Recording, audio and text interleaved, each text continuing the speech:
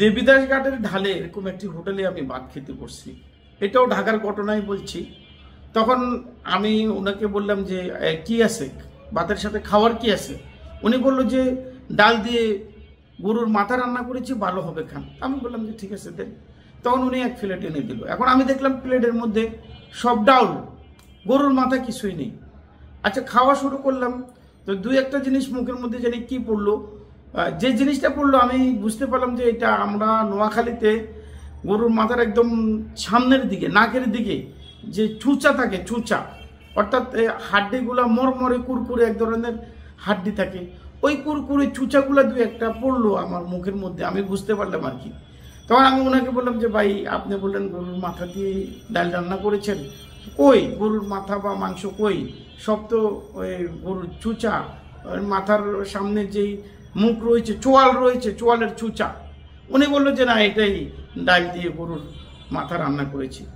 এখন এই যে কথার যে পাকফোকর, কথার যে আমাদের মধ্যে প্রতারণার যে একটা কৌশল, এই কৌশলের মধ্যে আমাদেরকে ফেলে দিয়ে অনেকে কিন্তু তাদের ফায়দা লুটে নিয়ে যাচ্ছে।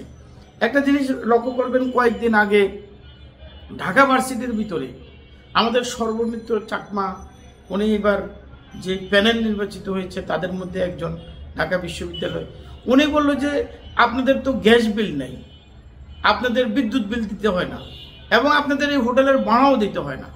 উনি একটি পরোটাকে খুলে দেখলো, পরোটার ভিতরে, ঝাল পরোটার ভিতরে কয়েক টুকরা পেঁয়াজ, কিছু পেঁয়াজ আর কয়েকটি মুরগির ঢানা। উনি বললো যে মুরগির ঢানা পাতনা টুকরা রয়েছে।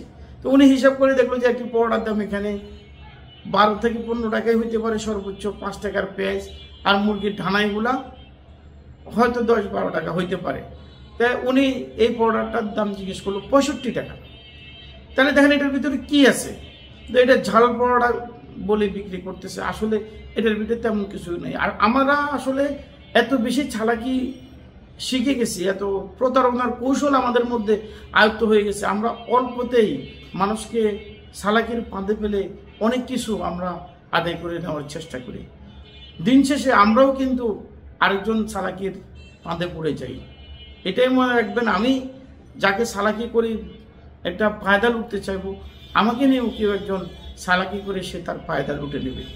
তো এরকম অনেক চালাকির ফাঁক ফোকরে আমরা প্রতিদিন পড়ে থাকি। আসলে আমরা আমাদের স্ব জায়গা থেকে আমরা প্রতিবাদী হতে হবে।